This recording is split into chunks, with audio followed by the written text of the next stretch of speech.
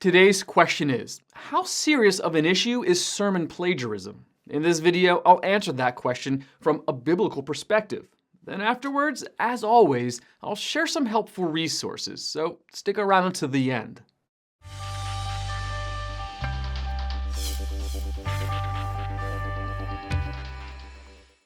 Plagiarism of any type is always a serious issue. For a pastor, it is especially so. Sermon plagiarism, presenting all or part of another person's sermon as one's own, is a real temptation in this information age with so many sermons available online. But plagiarism in sermon preparation violates the qualification of a pastor elder in 1 Timothy chapter 3 and Titus chapter 1. A pastor is to be above reproach. Consider also 2 Timothy chapter 2 verse 15, which states that the pastor is to correctly handle the word of truth. A pastor is to be a person of deep integrity and truthfulness in his capacity as a preacher and teacher of the Word of God and in all of his life. Plagiarism is a theft of intellectual property, and such dishonesty is a serious issue in pastoral ministry. What constitutes sermon plagiarism? Of course, preaching a sermon from another pastor more or less verbatim with no attribution to the author is plagiarism. Whether the preacher actually claims the borrowed sermon as his own or simply gives an unspoken impression that it is his, it is plagiarism. When using the gist of a sermon, following the main points or organizational structure, or quoting a creative turn of phrase, the preacher should give proper citation to avoid plagiarizing.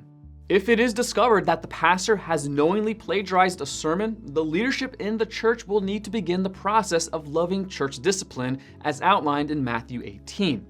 As part of his restoration, the pastor will need to confess to the church body because he sinned against them and effectively lied. If the offense was something less than verbatim plagiarism, the leadership will need to approach the situation more cautiously. For instance, if the sermon contained points from another sermon used without credit, but the pastor was clearly generating his own thoughts based on those points, the issue still needs to be addressed, but the leadership should not rush into church discipline. Sermon plagiarism can be more of a temptation for those not committed to doing the hard work of study and original preparation on a consistent basis. In that case, the problem of discipline in the study needs to be addressed as well as the problem of plagiarism. Pastors often have several favorite commentators whom they consult in sermon preparation. If the pastor is consistent in referencing and quoting a given commentator or other preacher, the congregation should be aware of this. If sermon material is drawn from another sermon, citation should be made. Preachers are all standing on the shoulders of giants, and all are standing ultimately on the Word of God. Given all the sermons prepared over all the years, there are no truly original thoughts. Charles Spurgeon, perhaps the greatest English-speaking preacher, said, "All originality and no plagiarism makes for dull preaching." The intent behind Spurgeon's statement was to advocate for being well-read and studied in sermon preparation, not for stealing others' words and passing them off as one's own.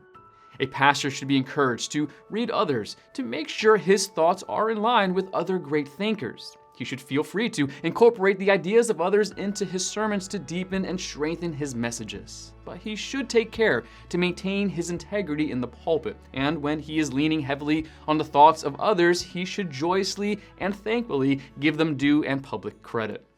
Want to learn more? Subscribe so you don't miss the next video. Visit gotquestions.org for more great content, and check out the details section below this video. There you'll find one book I recommend, along with several links to related questions. If you'd like to learn about Bible Munch, or if you're interested in bite-sized devotionals, subscribe to Bible Munch on YouTube. It's linked right here. Now remember, got questions? The Bible has answers. We'll help you find them.